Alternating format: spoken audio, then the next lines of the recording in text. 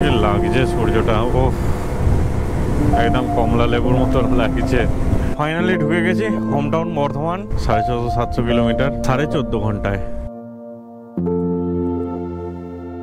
Hello everyone, welcome to the channel, welcome to new video. Good morning from Barobisha.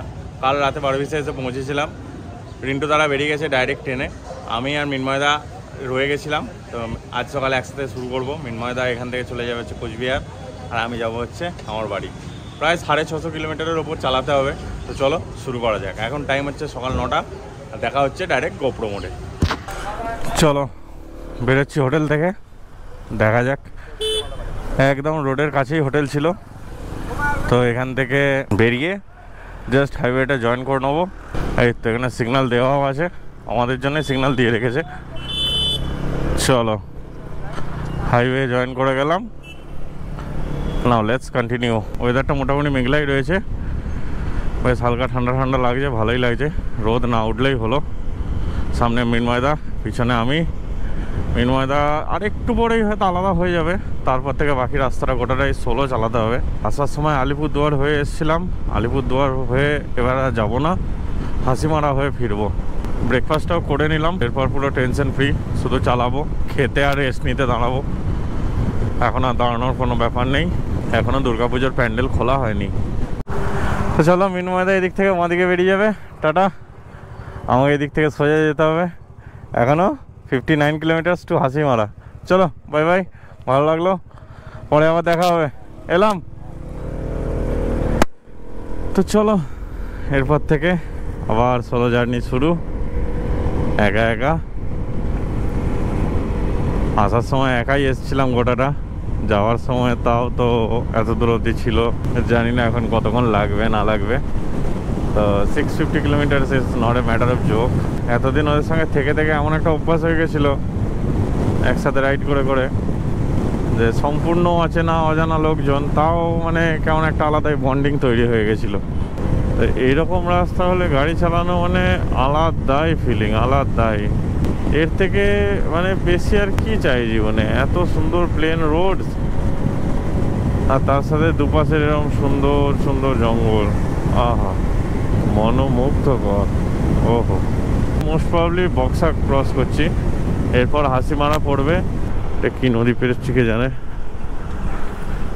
এটা হচ্ছে তোরসা, ও মাই god. Teesta, Torsa, Raidak, Jaldhaka, শুধু ভূগোলে পড়তাম ছোটবেলায়, আর এখন গাড়ি নিয়ে নদীগুলো ক্রস করছি। ও ভাই, সত্যি this is a dream life I am living, literally dream life. Just এইমাত্র তোরসা নদীটা ক্রস করলাম, দিয়ে একটু দাঁড়ালাম ফরেস্ট এরিয়াতে রাস্তার ধারে জল টল খাওয়ার জন্য।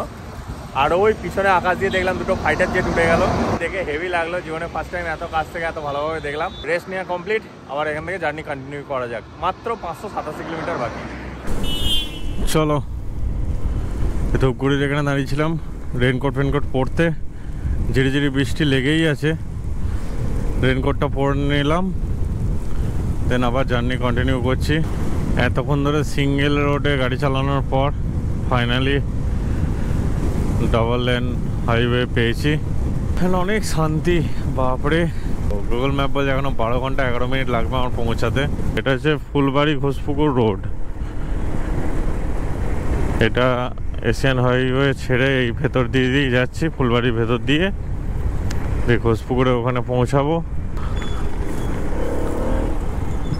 বাবারে রাস্তার কন্ডিশন রে ভাই। ফুলবাড়ি ঘোষপুকুর বাইপাসে ঢুকে গেছি, অনন্দা নদীর ব্যারেজ। আরে বাহ, কত কি পেরোচ্ছি আজকে। লো ফিউল ইন্ডিকেটার চলে গেছে, এবার আমাকে খুঁজতে হবে কোথায় ফিউল আপ করা যায়। ফার্স্ট যেখানে ফিউল পাম্প পাবো সেখানে দাঁড়িয়ে যাবো। লাস্ট স্টপ নিয়েছিলাম ধূপগুড়িতে, আর এখন আছে ঘোষপুকুরে। অলমোস্ট 90 কিলোমিটার্স মতন চলে এসেছি। এখানে এলাম, ফুল ট্যাঙ্ক ফিউল করলাম, এরপর এখান থেকে একটু রেস্ট নেবো, দেন এখান থেকে আবার জার্নি কন্টিনিউ করবো। অলমোস্ট 450 কিলোমিটার্স মতন বাকি। তো চলো দেখা যাক, আশা করছি রাতের মধ্যেই ঢুকে যাব। Let's continue. চলো তেল ভরে নিয়েছি, এবার এখান থেকে জার্নি কন্টিনিউ করি। এখন টাইম হচ্ছে 1:43। নেক্সট টার্গেট হচ্ছে আরও 100 কিলোমিটার। লাঞ্চ এখনো হয়নি, লাঞ্চ কোথাও একটা করতে হবে দাঁড়িয়ে। অবশ্য লাঞ্চ বেশি হেভি করাও যাবে না, তাহলে আবার ঘুম পাবে। ইসলামপুর বাইপাস ক্রস করে গেছি, দিয়ে এই আলীগঞ্জে ঢুকলাম, আর এই নরক যন্ত্রণা শুরু হয়ে গেল। যাচ্ছে তাই বিচ্ছিরি রাস্তা। এই সামনের এখান থেকে একটা ডাইভারশন আছে, যেটা NH-27-এর সার্ভিস লেনে আমাকে এন্টার করতে হবে। এই জায়গাটা আমি প্রথমবার যখন নর্থ বেঙ্গল রাইডে এসেছিলাম তখন ভুলে গেছিলাম, এই বোর্ডটা খেয়ালই করিনি, সোজা চলে গেছিলাম। প্রায় 30-32 কিলোমিটার গিয়ে খেয়াল পড়ছে যে এইরকম রোড তো নয়।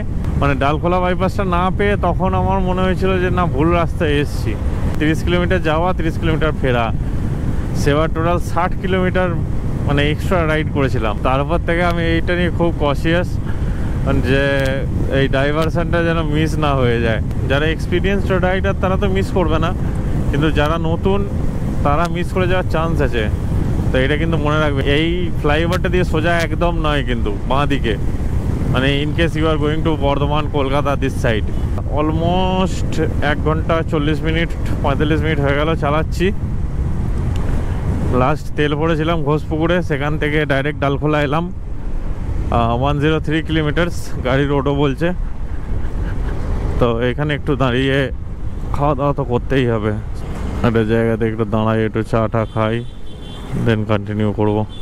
এখন টাইম হচ্ছে 4:10। ডালখোলা ঢোকার আগে একটুখানি দাঁড়িয়েছিলাম, এখানে একটু খাওয়া দাওয়া করলাম, একটু রেস্ট নিলাম, আবার এখান থেকে জার্নি কন্টিনিউ করবো। এখন মোর দেন 300 কিলোমিটার বাকি, তো চলো যাওয়া যাক।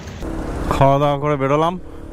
মালদা এখান থেকে 123, দুর্গাপুর 372, আর রায়গঞ্জ হচ্ছে 47।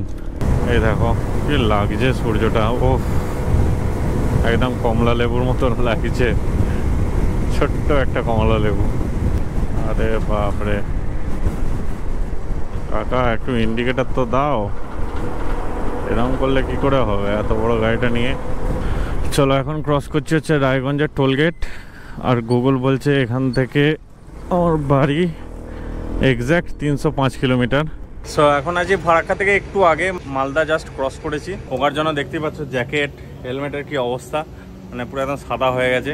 আর একটু আগে ভাবলাম গোপ্রোটা অন করব, but as usual GoPro hang হয়ে গেছে। তো গোপ্রোটা রিসেট করি, গাড়িতে তেল ভরলাম, একটু জল টল খাই, একটু রেস্ট নিই, দেন আবার এখান থেকে জার্নি কন্টিনিউ করবো। লাস্ট স্টেজে মোর দেন 100 কিলোমিটার্স এসেছি, আর এখন টাইম হচ্ছে 6:45। তো ইচ্ছা আছে 6টা নাগাদ এখান থেকে বেরিয়ে যাবো। চলো দেখা যাক। চলো, ফিউয়েল ব্রেক কমপ্লিট, একটু জল টল খেলাম, গাড়িটাকেও খাওয়ালাম, আমি নিজেও খেলাম। এখন টাইম হচ্ছে 6:05। অন্ধকার পুরোপুরি হয়ে গেছে। ফগ লাইটগুলোর দয়ায় মোটামুটি ভালোই স্পিড মেনটেন করা যাচ্ছে। ফারাক্কা ব্যারেজ এন্টার করছি, আর অ্যাজ ইউজুয়াল ফারাক্কায় মরণ জ্যাম লেগে আছে। পাশ দিয়ে একটা ট্রেনও যাচ্ছে। এসে পৌঁছে গেছি মোরগ্রাম। NH-34 থেকে চলে এলাম NH-116A। আমি আর জীবনে আসবো না এই রাস্তায়, যাই ভালো হোক খারাপ হোক যাই করুক, এই রাস্তায় আমি আর জীবনে আসছি না। বাপরে অহেতুক খারাপ রাস্তা, মানে গাড়ির টায়ার, সাসপেনশন, ইঞ্জিন সমস্ত কিছুর 12টা বেজে যাবে। ফুটি সাঁকোকে নমস্কার, এরপর আর জীবনে আমি সিরিয়াসলি কোনোদিন এই রাস্তায় ঢুকবো না। তাতে আমাকে মানে 100 কিলোমিটার ঘুরতে হবে, তাও ঘুরবো, কিন্তু ফুটি সাঁকো থেকে আমি জীবনে আসবো না। টোলটা কিসের জন্য নাও ভাই তোমরা, ব্রিজের তো এই অবস্থা। ফাইনালি ঢুকে গেছি হোম টাউন বর্ধমান। একটু আগেই ঢুকেছি 12টা নাগাদ। অ্যাকর্ডিং টু গাড়ির রোডও 650-700 কিলোমিটার 14.5 ঘন্টায়। This is something new. খুবই কম ব্রেক নিয়েছি, তো নিজের স্ট্যামিনার ওপর, নিজের এনার্জির ওপর, হুইল পাওয়ারের ওপর ভরসা আরও বেড়ে গেল। Done and dusted Arunachal Pradesh trip. ঢুকে গেলাম, ডান। প্রায় 3000 কিলোমিটার রাইড করে আমার অরুণাচল ট্রিপ এখানেই শেষ হচ্ছে। এই সিরিজের ভিডিওগুলো যদি ভালো লাগে তাহলে লাইক করতে পারো, চ্যানেলটা সাবস্ক্রাইব করতে পারো, আর এরকমই আরও ট্যুরস অ্যান্ড ট্রাভেলস রিলেটেড এবং ইনফরমেটিভ ব্লগ যদি ভালো লাগে তাহলে চ্যানেলটার সঙ্গে থাকো। Thank you, thanks for watching, by.